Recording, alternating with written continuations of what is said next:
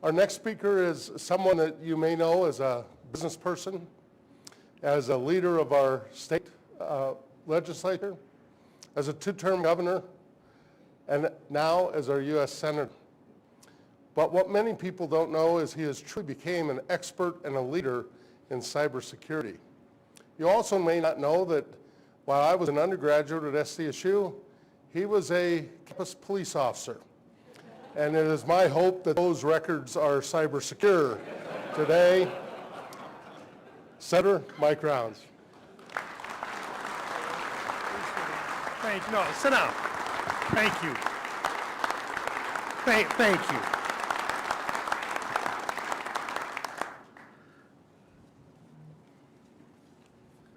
Listening to the governor speak about challenges and the fact that we need cooperation in South Dakota, and the fact that we have Denny Sanford once again stepping up and saying, I believe in South Dakota and I want to make things better, and I'm investing in something which will make a difference and something that we can build on and something that would be matched. Reminds me back a few years ago when I had to go to the legislature. I wanted to go to the legislature as governor, and I asked them to put $39 million into a wet hole in the ground in western South Dakota, the home state gold mine. And we tried to share with them at that time how critical it was for young people to be able to stay in South Dakota and do cutting-edge research. Today, because of what they did, stepping forward and having the guts to put that kind of money in and follow it and ask hard questions, but to take and go home to citizens and say, if we put the money in now, we're going to make a change in our state that will go on for generations. Today we have over $500 million being invested in that gold mine. And we're doing cutting-edge technology research right now with regard to dark matter, dark energy, cutting edge where young people in South Dakota can stay here and work. Well, this is one more opportunity very similar to that. During the past week, I came back from Washington, D.C., where it's a little bit different than out here. People don't necessarily always get along. We come back here and we see people cooperating. We see people standing up, making commitments, finding partnerships. That's critical. Sioux Falls stepping up again as well. Mr. Mayor, I wish you the best working with your team. I think you've been a progressive community that has looked forward to making the same types of investments. In Washington, sometimes we fixate on what's in the past. We fixate on what's going on and who's to blame and why it isn't working. That's not what we're doing here in South Dakota today. Today, we are working and focusing on what can happen in the future. In 1958, Chairman Thomas Watson from IBM declared, I think there is a world market for only about 5 computers. Thank goodness it didn't happen that way. Today, the world has transformed into something that Mr. Watson could never have envisioned. Our very way of life, whether it be communications, healthcare, financial services, agriculture, or the energy sector, are all connected together. But that interconnectivity has come at a cost. We have more potential for vulnerability than at any other point in our history. Our society has become interconnected to the point that just one bad actor could do a lot of damage to a lot of people real fast. Everything we do, whether going to the grocery store, flipping on a light switch, taking a shower, or boarding a plane, all depend on cybersecurity. Making certain our nation has a strong cybersecurity presence is critical in maintaining a safe and a secure world. Today, more than ever, we have a responsibility to make certain that the United States is protected from nation states and cyber criminals who wish to do us harm. If you visit with business owners in Rapid City, Sioux Falls, or any small town in between, they'll tell you one of the biggest challenges they face is getting the workers they need to be successful. The same is true in the cybersecurity community. According to a 2021 study, there are currently 2.7 million unfilled cybersecurity jobs globally. President Griffiths has indicated hundreds of thousands of jobs right now available for young people capable of working in cybersecurity. So much of my work in the United States Senate is focused on cybersecurity, given my role for 4 years as the chairman and now 2 years as the ranking Republican member of the Subcommittee, or the Cybersecurity Subcommittee on the Armed Services Committee, United States Senate. As a nation, we need to address the growing demand for cyber workforce. They pertain to all levels of government, civilian and military, as well as the private sector.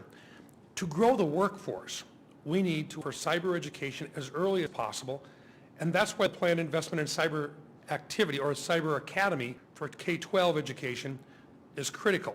This is a great idea. Cyber education is a vast discipline that includes training our kids to be computer scientists, data scientists, coders, engineers, and mathematicians. At the national level, we need to do all we can to incentivize our best and brightest to seek cyber careers, including through premier cyber education institutions like DSU.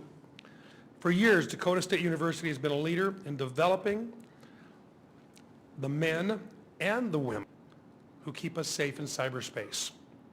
Today's announcement solidifies DSU and the state of South Dakota as the home of the next generation of leaders in the cybersecurity industry. The plans for tomorrow are great, and that is a future that's worth celebrating today. And now the rest of the story. Today in world events, we see where the United States and Russia are engaged in a great power struggle. NATO is in the middle of it. We stand here and we watch, and in the news every single day we look at what's going on and we wonder whether or not Mr. Putin is going to invade Ukraine. He sees it in his self-interest. It used to be that the first attack we feared was a nuclear attack. Today, we know before there is any attack on a country, the first attacks come with getting information from space and then creating havoc using cyber tools. Mr. Putin will attack the communication system in Ukraine and around the area. He will attack the transportation system, attack their energy system, all of which will be precursor before he ever commits Russian soldiers into battle. The same thing we find in almost every battle space that our young men and women find themselves confronted in today. And cyber is at the forefront of protecting them, regardless of whether it's an IED protection system in the central part of Afghanistan, or whether it's looking at internationally at what's going on in terms of breaking down our space communications capabilities. It all depends on our ability to not only fight a war on the air, or in the air, land, and sea, but in space and in cyberspace.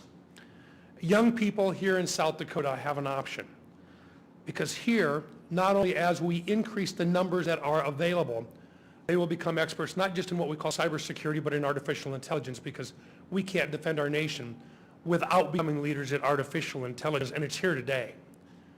But there's something else as well. We need them in business, and we need them to be able to be profitable for businesses and to invite businesses to solicit them and to keep them here in South Dakota, which is what this is all about. But the other piece of this, and the important part of it, is we also need those same young people who become active and are part of the private enterprise system to also give part of their time in helping to save the world. And that means working with the Department of Defense, our Justice Department, the National Security Agency, as the governor has indicated, Homeland Security, and so forth. We can do both. We can do both because these young people are the best and the brightest. And we've got an opportunity to create these types of partnerships that will go on for generations to come. This is the cutting edge. This is like a city bank or a premier bank all over again for opportunities for young people to stay in South Dakota. And with that, I want to just offer to you my congratulations to everyone involved in this huge project. The governor in having the foresight to go to the legislative body, the legislature for agreeing to work with it, the city of Sioux Falls, DSU and what Marie Griffiths has been able to do right now with us, to Denny Sanford and all the folks that work with Denny on a regular basis, whether it be banking or healthcare. Partnerships are what make it work, and the benefactors will not only be our nation, but a whole bunch of really, really bright young people who get to stay and create families in South Dakota. Thank you.